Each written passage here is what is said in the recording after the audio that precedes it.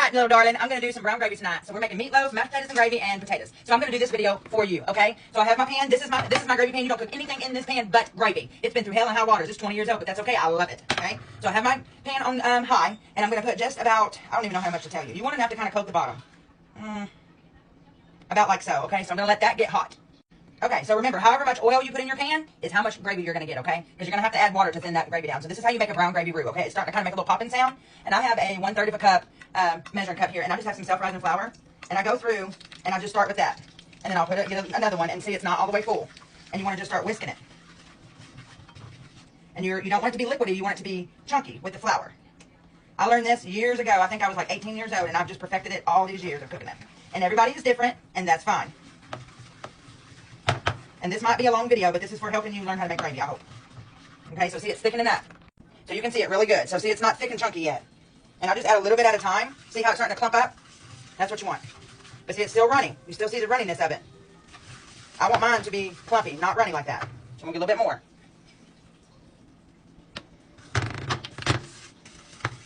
Now see how it's getting more clumpy? I'm going to do a little bit more, but I'm just about where I want it. See how it's all clumping together like that? That's what I want. Let's try that. That should be plenty. So if I had to guess, that seems like it could be about a half a cup of, okay, so see there's no more liquid in there. It's all clumps. That's what I like, okay? So now, at this point, you just want to keep stirring, keep stirring, keep stirring. You don't want to let it burn, because if it burns, your gravy is ruined. You have to throw it away. And this is how I do mine. And I just kind of put it in the middle, because granted, I have an old pan. But the more it gets hot, the more it kind of has a little bit of a liquefy to it, okay? So I'm going to put this on fast forward as I brown it.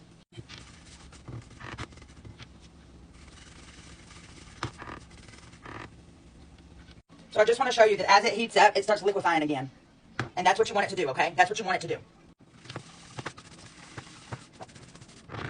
Now, at this point, I'm going to move it. So you see how it's browning? See how it's getting brown on the edges? That's what you want. That's what changes the color of your gravy.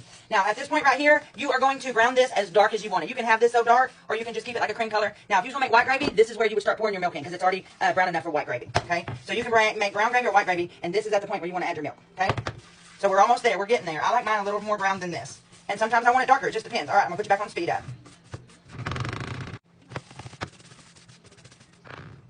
So now we're getting even browner, and that's what we want. I think I'm going to go with a little bit more darker than this tonight.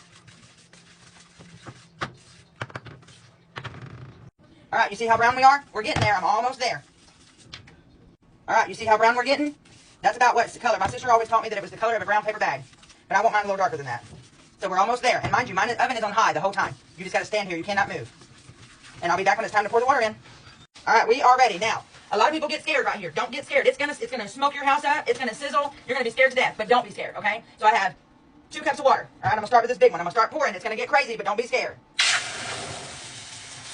And as you can see how it's trying to thicken up, make chunky? Just keep that going. You don't want a chunky gravy, you want a thin gravy. And after you've done it a while, you know kind of how much water to put in there. And mind you, we have not seasoned yet. So see, it's still chunky, but now it's slowing down. Now you're not gonna be scared anymore. So at this point, you make a mess sometimes. Pour a little bit more water at a time, because you don't want it chunky like that. And make sure you scratch the bottom, because if you don't scratch the bottom, you're going to burn it. This is the best gravy you're ever going to eat in your life. Now, you can do chicken broth, you can put a little bouillon in here, and you can do whatever you want as far as flavor-wise. I like salt, pepper, and tonés. All right, we're almost there. I'm going to pause it and get it to the consistency I want.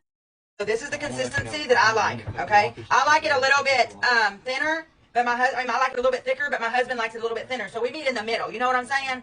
We got to make them happy, but then we don't, you know? All right, so now I'm going to put in some Tonys. Just do this with salt and pepper and call it done, okay? I like the Tonys. And then you just want to mix it up and you want to taste it. Do you know what makes gravy? I don't care what anybody says. You can put all the pepper you want in that damn thing, and you can put all the salt you want in it. But pepper is what makes gravy. Salt and pepper makes the taste of gravy. If you don't have salt and pepper, it's going to be nasty as hell and bland. All right, I've been holding this on the spoon. This is what my consistency is. It's not running off. I'm going to taste it. It needs a little bit more pepper.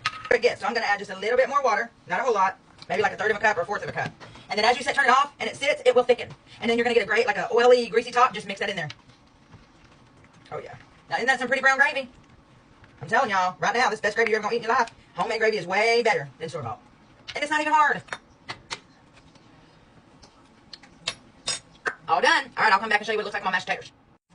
All right, here it is, all done. And that's my brown gravy, and it is so good. So, if you make it, let me know. If you have any questions, let me know. If you want to see more content like this, hit the follow button. Let's be friends. Thanks for watching. Love you, bye.